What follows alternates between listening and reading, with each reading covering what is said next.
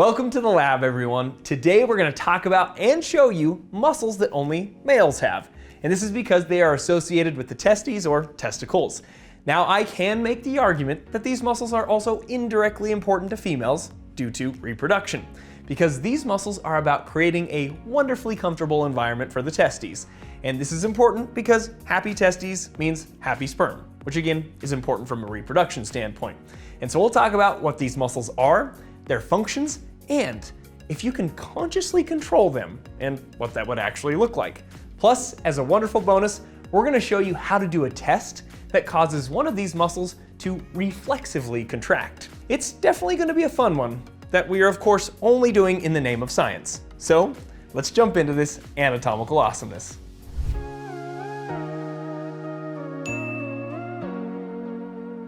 First, let's start with the basics. Where exactly are the testes located?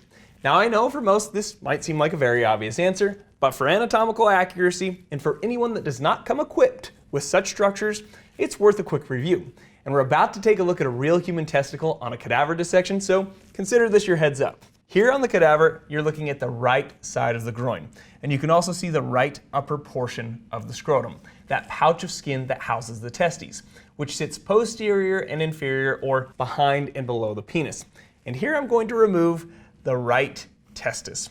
You can see that right testis or testicle here with this C-shaped structure surrounding it called the epididymis. But you can also see this cord-like structure called the spermatic cord, which is going to be important in our story in just a minute. But some structures that are found within the spermatic cord are veins, arteries, nerves, and even this really cool tube that you can see here called the vas deferens, sometimes referred to as the ductus deferens. And this is the tube that transports sperm cells from the testes to the prostate gland, and is also the tube that gets snipped during the male birth control procedure called a vasectomy. Now, what's fascinating is how the scrotum's position changes throughout the day. Sometimes it hangs lower, sometimes it's pulled up tighter, and that's no accident. But to figure out why this occurs, we need to rewind to development in the womb. Back when you were developing in the uterus, what I often like to refer to as the cocoon of love, the gonads, which become ovaries in females or testes in males, start developing up near the kidneys. As development progresses, they descend downwards, and eventually they get to this level of the anterior superior iliac spine, which are these bony landmarks that you can see on Jeffrey the skeleton here.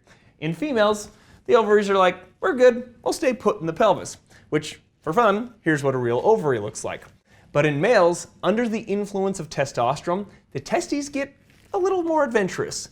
They actually push through the abdominal wall in a natural herniation and travel through a canal called the inguinal canal. Now, you've probably seen a diagonal line on both sides of individuals that are very lean with defined abs. Sometimes people refer to them as the V-line or sometimes other more risque terms. But there's a ligament that contributes to those lines called the inguinal ligament. And the inguinal canal is just above that inguinal ligament. But the testes run through this inguinal canal, and as they pass through, they drag veins, arteries, nerves, and even some muscle fibers, which these muscle fibers will be important in just a minute. But these structures, like the veins, arteries, and nerves and muscle fibers, form the spermatic cord that we learned about earlier. But if there is a problem with this developmental process, it can lead to a condition called cryptorchidism. Crypt means hidden, orchid refers to testy, so a hidden testicle, which most people will refer to as an undescended testicle.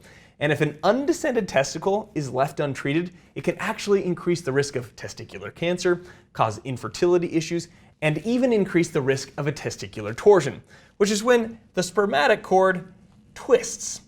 And take it from some of my patients that I've had in the ER. Testicular torsions don't feel right, meaning it hurts more than Gamora reuniting with Peter Quill.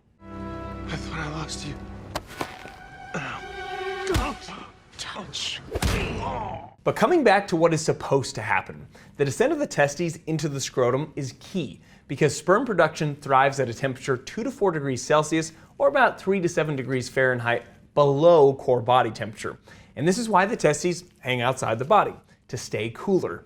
And those muscles that I alluded to earlier are kind of like the thermostats for optimal sperm production. Now, there are two muscles that we are going to look at, and one of them you might be able to control voluntarily. Plus, We're also going to show you quite the exciting reflex test that you can try on one of these muscles at your convenience. But the first muscle is called the Cremaster muscle. And Cremaster comes from a Greek word meaning to suspend or to hang, which is a pretty fitting name if you ask me.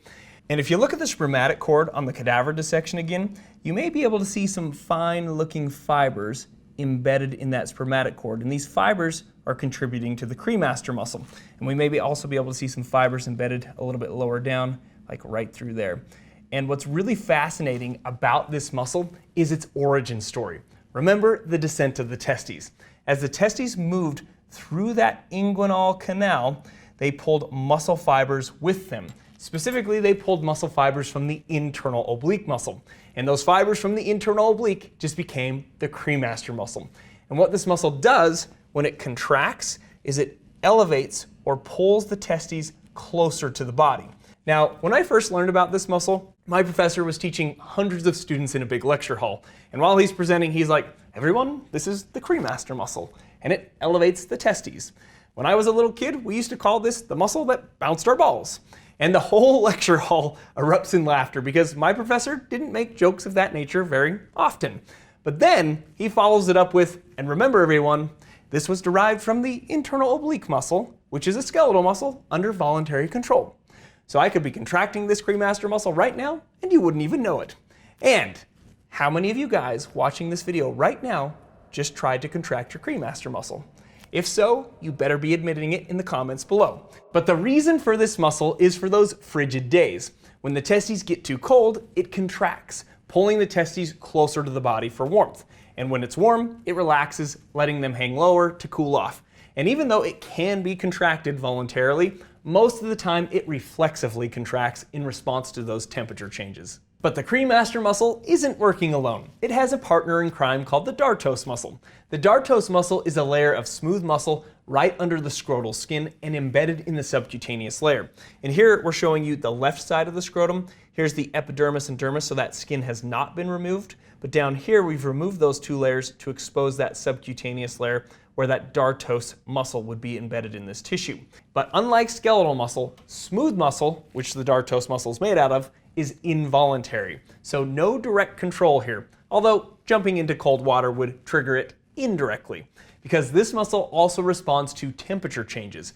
But instead of elevating the whole testicle during contraction, the Dartos muscle causes the scrotal skin to become tight, thereby reducing heat loss. And when temperatures become elevated again, the muscle will relax, loosening the skin of the scrotum. But as promised, there is a test that you can use to test the Cremaster muscle called the Cremasteric reflex. Now this test does have clinical value, and I've actually used it on male patients with testicular pain to check for issues like a testicular torsion that I mentioned earlier. Because with a testicular torsion, this reflex is often absent, and so this can contribute to the diagnosis of such a condition. But here's how the test works. One would gently stroke the skin of the inner thigh from the upper portion down towards the groin crease, and you could do it on either side, just a gentle pass of the skin in this direction, if you will. And what this does is it sends a signal through the nerves in the area, causing the Cremaster muscle to reflexively contract, which would pull the testis up slightly on the same side that you performed the test. Now the funny thing about this is that when I was, again, a college student, and when we first learned about this test from our anatomy professor, the next day before class, there was a lot of whispering going on between the male students, with most of them saying things like, hey, did you try it? Did you try it? And what the conclusion was is that the reflex definitely works. So if you do have access to a scrotum and testes, you could definitely perform this test for science.